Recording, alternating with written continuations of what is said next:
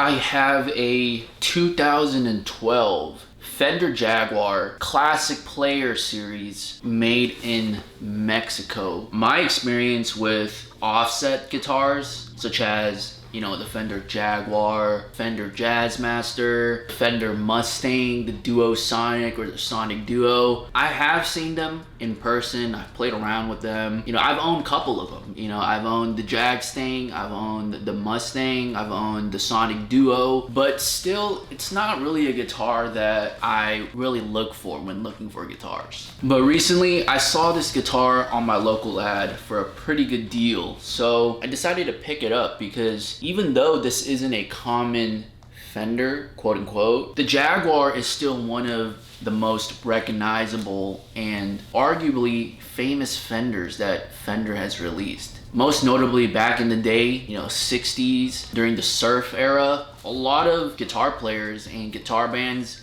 played the Jaguar to play their music. Because purely from a guitar standpoint, the Jaguar, in my opinion, has a very distinct and unique tone that other Fenders don't have or can't even replicate.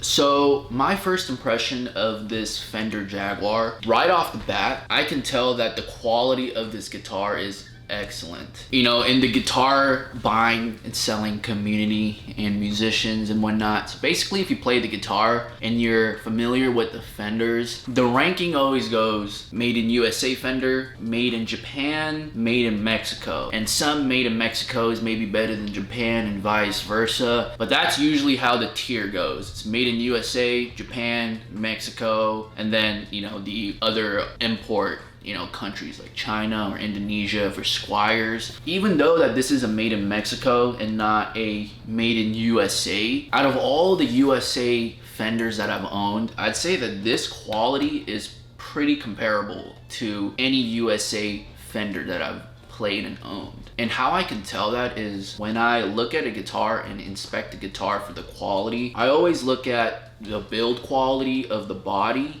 and as well as the build quality of the neck. Obviously the other stuff, like the knobs, the hardware, that's also important in judging the quality of the guitar. But if you ask me, hey, what are the two biggest important things for a guitar to look for? I'd always say the body and the neck, because those are the biggest and the most expensive parts of a guitar. I don't get the sense that this is an inferior guitar, even though it's made in Mexico. Easily much more affordable and much cheaper than any USA Fender, but still very solid, very well built. The finish is very well done. the candy apple red, done very well. I'd say that the highlight is just this neck. This neck is pretty much a made in USA neck. I played the recent Fenders, Fender American Professionals, basically all the modern Fenders that you see at Guitar Center or whatnot. I've played all those guitars. It is the exact same neck feel that I get from this to any American Fender guitar. And you may ask me, how is that possible? How is this Mexican neck better than a US neck? And to be honest, I don't know the logistics and the specifics on how Fender makes their guitars, but I wouldn't be surprised if some American-made Fender guitars use necks made in the Mexican plant and then assembled in America and vice versa. Nowadays, when it comes to quality control, the technology has gone so good for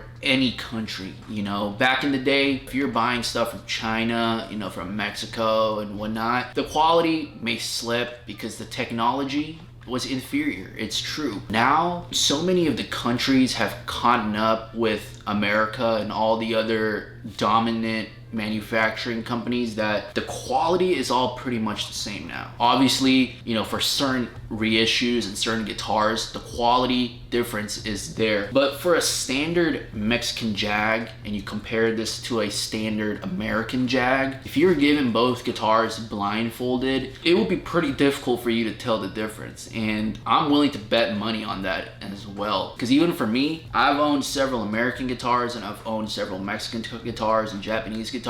But if you gave me 3 Fender Strats, Mexican, Japanese, and American, and you told me, hey, I'll blindfold you and you could hold it for 10 seconds and tell me what it is, it will be very difficult for me to tell the difference. That's how good the quality of Mexican guitars, not just Fenders, but Mexican guitars nowadays have gotten. I'd say in terms of the neck profile, this is a modern shaped C neck, which is a very comfortable neck. It's a neck that Fender uses for most of their recent guitars or newer guitars. I think it's because the modern C is just a very versatile neck. It's not extremely slim. It's not extremely chunky. You know, if you have average sized hands or large hands or small hands, you can get used to the neck and eventually you'll enjoy the neck. That's what the modern C is all about. You know, if you're into like the specific types of necks, some vintage necks like a V-shaped neck from an 80s Fender, or a U-shaped neck from some Japanese Fenders, or a thick oval shaped neck from some Gibsons from the 40s or 50s. You know, if you're into those, you can always find those. But nowadays, the most popular neck is by far the modern C or some variation of the modern C. Another unique thing about the Fender Jaguar that isn't present in other Fenders is this selector pickup switch system. I mean, this is a very unique design. It's not something you would find on a